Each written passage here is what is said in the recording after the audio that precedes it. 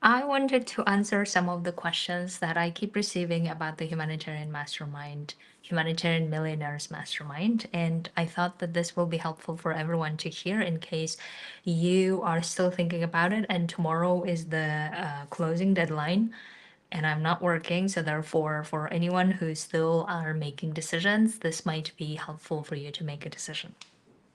So, the first question that I get, I think, is really a telling question, which is I can't really commit in some way, right? So, meaning that humanitarians that I have talked to so far who wanted to be part of my mastermind, they were saying that I would love this. I would love the ability to make my UN Peace 3 salary. I would like to know that I am capable of doing it and beyond. I would like to even go and make millions, whatever the desires that you have. We all understand that those desires are coming from constantly feeling like being dependent on the system, being part of the system that we feel is no longer supporting us in the way that we want to, or no longer aligning with what we want to. And then, therefore, having that freedom, having that ability to do something that I really want, I would love that.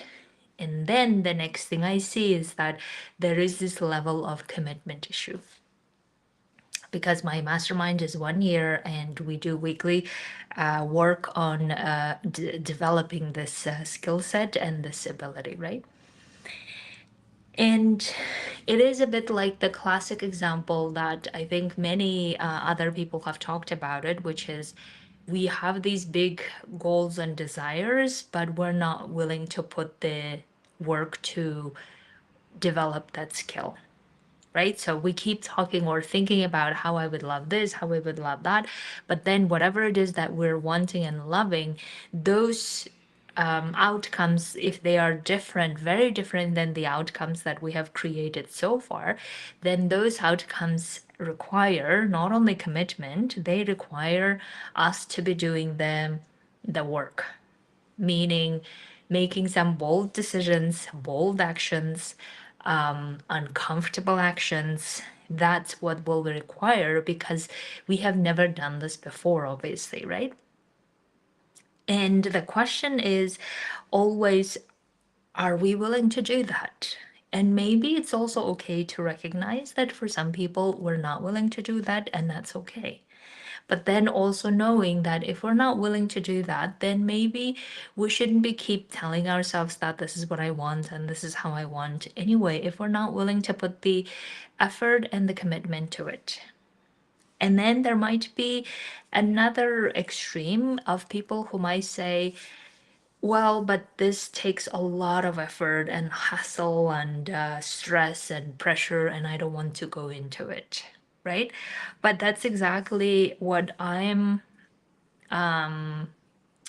creating the space for, where can we do this, these type of outcomes of replicating UN Peace 3 salary, replicating even more than that, and scaling to 1 million. Can we do that without that internal pressure and stress and hustle and all of this, like dying for it? I believe we can. We just haven't had many examples of people who are doing it. Because if we take action without the drama around it, without the stress around it, without the like constant pressure of how this not working, that's not working, if we take out all of those things, then the action itself becomes like very doable. But we haven't had a lot of examples of people around us who have been doing that. So that's why my goal is to create a space for humanitarians where we get together to do that without all of those drama around it. And the more we do that, the more we realize how capable we are of not only doing the work needed to get to that level, but also recognizing how powerful our abilities actually are. Right, so that's why when you think about whatever the desires and dreams you have and how amazing they are, then the next question is, are you willing to put the actions, decisions, emotions to doing it? And if you're not willing to commit to your own goals, to your own desires, then being clear as to why that is. Instead of keep saying that, oh, I can't do that because it's too much or this is too hard or whatever, and never really understanding what that actually means. Right? Because my goal is not really tell you what, not really like tell you it's possible. My goal is also to help you develop and understand the roadmap as to how that's possible, and most importantly how it's possible in the way that makes sense to you, in the way that works for you, in the way that's aligned with you. And we will never find out how to do that if we keep dismissing our dreams, if we keep dismissing our dreams to say, well, it's too hard, it's this, it's that, and then I'm not willing to commit. Like, as if it feels like we're deciding not to commit to our own dreams, right? And that's, for me, is always like very puzzling. It's also like resistance. The way resistance shows up is this way, right? Resistance shows up in a way that, oh, I want to do this, I would like this person, I would like to be this person who makes this type of outcomes, but I'm not going to put my efforts into it, because we just assume that it's harder or it's more difficult or more stressful or more fearful, and not realizing that A, we're dismissing our own dreams and our own desires of how we want to spend our lives on this earth, right? We're like literally telling ourselves that we are the one who is not wanting to commit to that. And we're also saying that somehow surviving is easy. And my experience of surviving for 35 years hadn't been easy at all. And of course, I'm not saying that everyone should go for that big dream, but I'm just saying that if you do decide to go for that big dream, then I really want you to be very honest with yourself as to what is your reason that is valid, that makes you not to commit to it. And are you okay with that reason, right? And maybe you are and maybe you're not, who knows? But I just want you to really like examine your reasoning behind you not committing to your own dreams. That's really what I'm wanting to bring to the table. Okay, so the next question is, I feel like I've answered this question, but I still want to do that, which is somehow it is hard, or like whatever the version of it's not easy, right? Whatever the version of it's either pressury, it's hard, it is something that I've never done before, so therefore it feels even more harder than whatever we have done before. So when my brain does that, whatever the big goals that I have, is that I know that the reason why my brain wants to present this as a even harder thing than whatever I have done so far is because it's an unknown thing. And whenever something is unknown, my brain gets extra heavy somehow, and that's okay. And I have learned to understand it. And the other thing is that whenever my brain says it's somehow harder, I really want to understand what my brain is meaning by saying it's harder. Right? So that I understand for myself what are my reasoning for not committing to my own dreams. And I even get very specific about what that means, the harder, what that looks like. Right? So here's what I have seen so far my brain say, that it's harder because I will be talking to people that I have never talked before. I will be networking with people that I have never networked before. I will be selling my expertise at a level that I have never done before.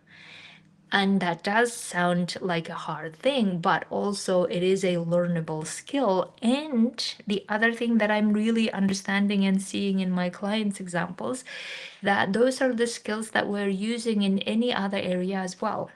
we're also using the same skill of networking with people in the way that feels good to us, building relationship, understanding how we can sell our expertise at the level we want to, and what that looks like, how we can get ready for it. All of these skills we're using in other areas as well.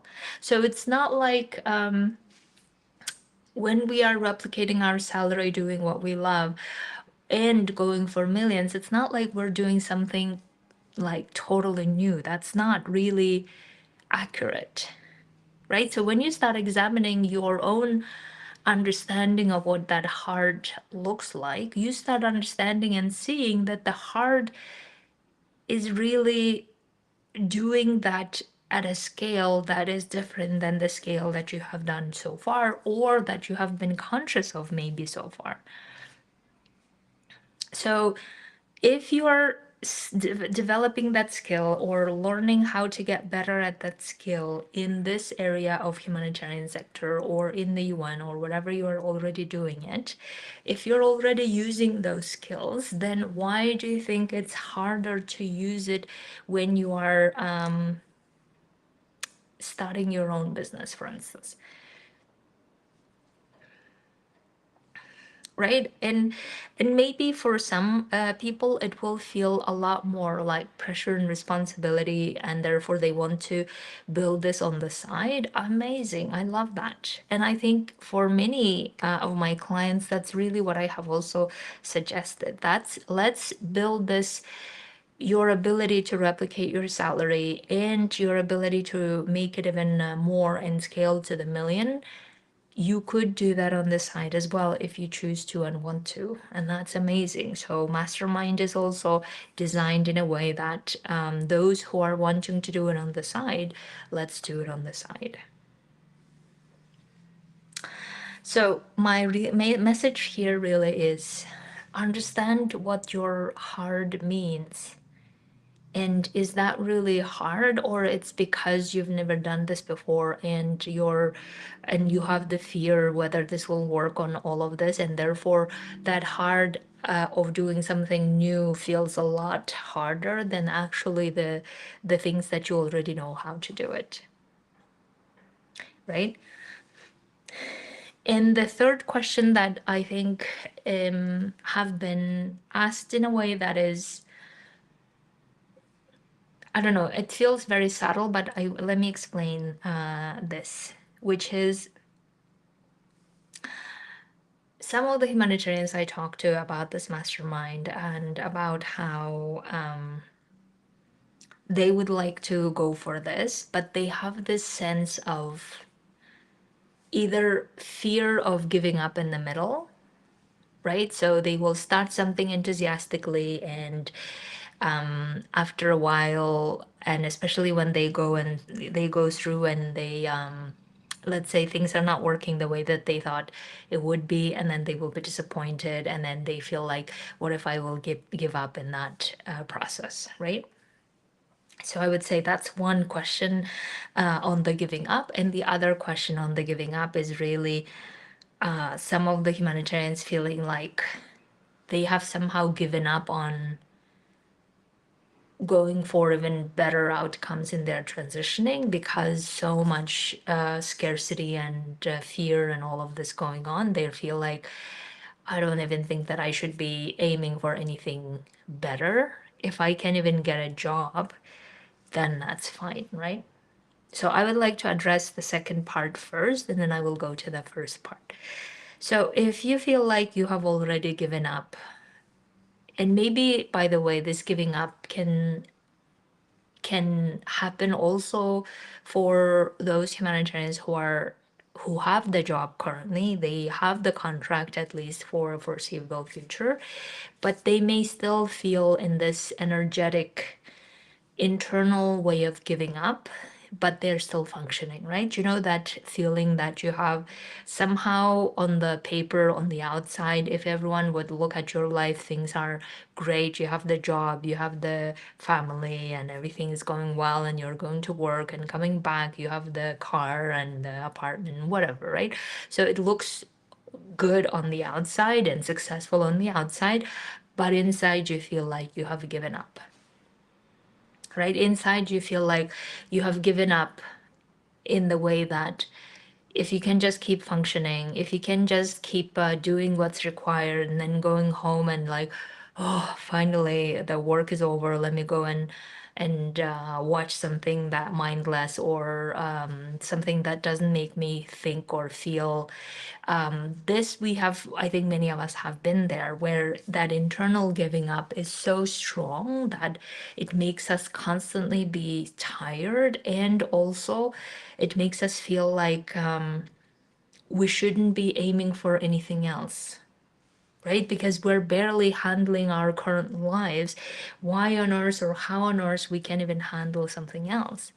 And that giving up cannot be resolved unless we are A, processing a lot of emotions that come with that giving up, and B, if we really go for something that excites us, energizes, motivates us, and makes us feel alive again. And I would like for everyone who is listening and who can resonate with this, really see that, use this mastermind or maybe even any other projects, whatever it is that you have, use that as a way to get out of that internal giving up state. I would like for you to use that as a way to say, okay, I don't want to be giving up on my life, right? And let me do something that genuinely motivates me, genuinely energizes me, genuinely makes me feel like I'm actually doing something that is so meaningful. Let me do that no matter where it goes. And I think for that purpose alone, having projects like this will make you feel like you are at least doing something that really gets you out of that inner giving up. But also noticing that as long as you have that giving up inside the feeling, then of course you will not have energy for anything else. So therefore, the first thing we need to fix is you processing and going through those emotions and getting to the place of, okay, now I'm ready to be having the energy to be doing those things. Or we can also do that in parallel, right? So that's why I think the mastermind could be one of the ways for you to really get your inner giving up to restore a little bit. And especially when you see other people doing it, maybe you even get contagious in the positive way for you to then say, okay, let me do this. Let me do this for my inner energy, inner alignment, even if not for anything else.